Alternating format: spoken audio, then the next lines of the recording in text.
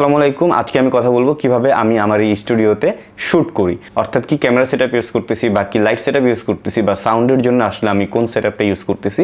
So A to Z আজকে আপনাদের সাথে কথা বলবো। তবে কোনটা আগে বলবো, আই থিঙ্ক ভিডিও দেখে আপনারা অলরেডি ভাবতেছেন যে ভিডিওটাতে আসলে লাইটটা একটু কেমন যেন লাগতেছে।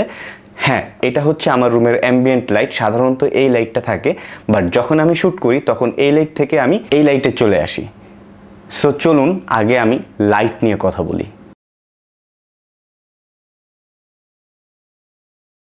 সো লাইট হিসাবে এখানে আমি টোটাল 4টা লাইট ইউজ করতেছি। একটা হচ্ছে এই ডিরেকশনে আমার ফেসে যেটা পড়তেছে, একটা হচ্ছে আমার উপর থেকে যে আপনারা এদিকে রেড একটা লাইট দেখতেছেন, এই লাইটটা পড়তেছে। আরেকটা লাইট আপনারা আমার কম্পিউটারের পেছনে দেখতে পারতেছেন, যেটা আমি ব্লক করে রেখেছি। আমি যদি একটু সরে দেখাই তাহলে দেখতে পারবেন এই যে নিচে হালকা করে একটা ব্লু লাইট পিছন থেকে দিচ্ছে। অ্যান্ড আরেকটা লাইট হচ্ছে এইখানে এই গাছের উপরে একটা লাইট দিচ্ছে। সো আমি এখন আপনাদেরকে এই 4টা লাইট একটু দেখাবো। সো এটা হচ্ছে আমার প্রথম লাইট। আমরা যদি খেয়াল করি আমরা দেখবো যে আমাদের ক্যামেরার বাজারে গডক্সের বেশ কিছু লাইট রয়েছে, যেগুলো কিন্তু খুবই এক্সপেন্সিভ, 15 থেকে 20,000 টাকার মতো পড়ে যায়। যেহেতু বাই প্রফেশন আমি একজন ফটোগ্রাফার, সো আমার কাছে কিন্তু একটি স্ট্যান্ড আর একটি অক্টা থাকবেই। আমি যেটা করেছি, গডক্সের লাইটটা না কিনে এইখানে জাস্ট দেয়ালের যে মাউন্টগুলো পাওয়া যায় এই মাউন্টের সাথে মোটামুটি হাই পাওয়ারের এলইডি বাল্ব লাগিয়ে দিয়েছি, এবং সেই লাইটটা এমনিতেই সফট, এবং তার উপরে সামনে থেকে আমি একটি ডিফিউজার সেট করে দিয়েছি যেটা অক্টার সাথে থাকে। সো এখন কিন্তু লাইটটা আরো সফট হয়ে গিয়েছে, এবং রেজাল্ট কিন্তু আপনারাই দেখতে পারতেছেন। এটা নিয়ে আমার আলাদা ভিডিও রয়েছে, এটা খুব ইন্টারেস্টিং একটা লাইট, এটার একটা হিস্টোরি রয়েছে।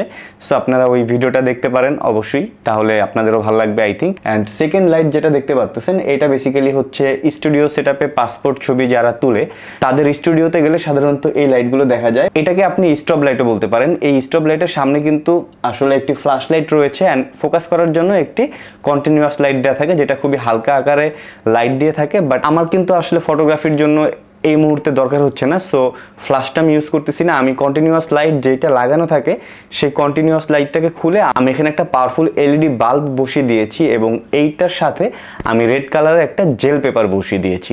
এই জেল পেপারগুলো সাধারণত আমি ঢাকার নিউ মার্কেট থেকে কালেক্ট করি, তবে আপনারা একটু খোঁজ খবর নিলে দেখতে পারবেন বিয়েতে হলুদে যে ডালাগুলো ইউজ করা হয় বা সোলার ডিজাইন করা হয়, এইসব দোকানে গেলে আপনারা এই জেল পেপারটা পেয়ে যেতে পারেন। তো যেটা হয়েছে, এই স্টপ লাইটের ফোকাস করার জন্য যে লাইটটা থাকে সেই লাইটটাকে খুলে আমি এখানে একটা এলইডি লাইট লাগিয়ে দিয়েছি, এন্ড সেটার উপরে লাল কালারের একটি জেল পেপার লাগিয়ে দিয়েছি। সো আপনি আমার এই পোর্শনগুলোতে রেড কালার দেখতে পারতেছেন। এন্ড থার্ড লাইট যেটা আমার কম্পিউটারের পেছনে রেখে দিয়েছি, এটা সিম্পলি একটি এলইডি বাল্ব, এটার উপরে আমি জাস্ট নীল কালারের একটি জেল পেপার দিয়ে দিয়েছি। আর সর্বশেষ যে লাইটটি নিয়ে কথা বলবো সেটা হচ্ছে এই লাইটটা, যেটা হচ্ছে আমার এই গাছের উপরে পড়তেছে। এটা হচ্ছে উলানজির একটি লাইট, আপনারা উলানজির ওয়েবসাইটে গেলে সার্চ দিলে এই লাইটটি পেয়ে যাবেন। তো এটা নিয়ে আসলে আর বলার কিছু নেই, আমি জাস্ট এই লাইটের সাথেই কিছু জেল পেপার থাকে, ওই জেল পেপারটাকে সেট করে এখানে দিয়ে দিয়েছি। এখানে আমি ক্যামেরা হিসাবে A7 IV আর লেন্স হিসাবে 85mm ইউজ করতেছি।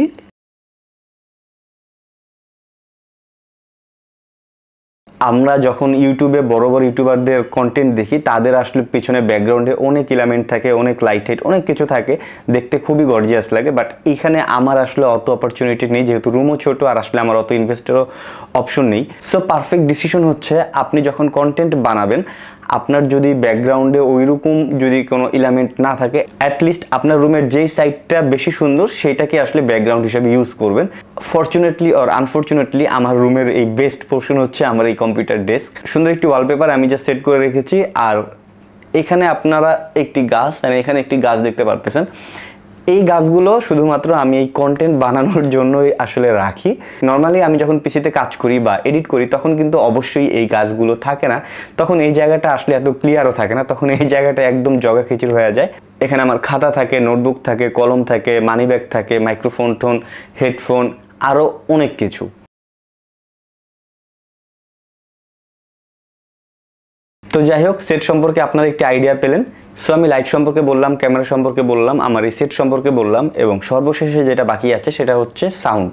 সো আমি সাউন্ড রেকর্ড করার জন্য মাউনো এই মাইক্রোফোনটি ইউজ করি। এটা কাইন্ড অফ বয়ার মতোই, বাট ওইটার থেকেও আমি এটাকে বেশি প্রেফার করি।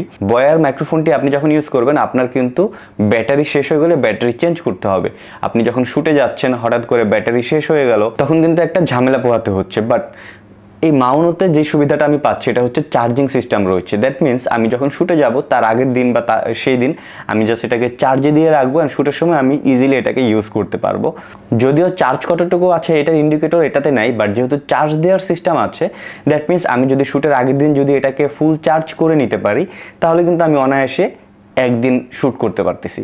আর সাউন্ড কোয়ালিটি তো আপনারা শুনতেই পারতেছেন, এক্সপেন্সিভ মাইক্রোফোনের সাউন্ড কোয়ালিটি আরও বেটার হয়, বাট আমার যেহেতু বাজেট ইস্যু আছে সো এটা দিয়ে আসলে আমি কাজ চালিয়ে দিচ্ছি। তবে হ্যাঁ, আপনাদের সাপোর্ট পেলে আমি ইনভেস্ট করতে এক পাও পিছাবো না। তো এই হচ্ছে আমার সেটআপ, যেটা দিয়ে আমি আসলে এই কন্টেন্টগুলো তৈরি করি। আশা করি ভালো লেগেছে। সো যদি ভালো লাগে আপনি কমেন্টে জানাতে পারেন। আর আমার এই ভিডিওটি বা আমার চ্যানেলটি বা ফেসবুকে যদি দেখে থাকেন তাহলে আমার এই পেজটি লাইক, কমেন্ট, শেয়ার, সাবস্ক্রাইব করতে ভুলবেন না। আমার সাথেই থাকবেন। ধন্যবাদ। বাই দ্য ওয়ে, আরেকবার বলে নিচ্ছি, এই লাইটটা কিন্তু অসাধারণ একটি লাইট, যেটা আমার প্রায় 16 থেকে 20,000 টাকা বাঁচিয়ে দিয়েছে। সো এই লাইটটা নিয়ে আমি আলাদা একটি কন্টেন্ট বানাতে চাচ্ছি, কারণ এই লাইটের একটি গল্প রয়েছে। সো আপনারা সেই ভিডিওটি মিস করবেন না। অবশ্যই সেই ভিডিও থেকে আপনাদের জন্য শিক্ষণীয় কিছু আছে। সো আজকের মতো এই পর্যন্তই। আমার এই চ্যানেলটি বা আমার পেজটি লাইক, কমেন্ট, শেয়ার, সাবস্ক্রাইব করবেন আর আমার সাথেই থাকবেন। ধন্যবাদ। আসসালামু আলাইকুম।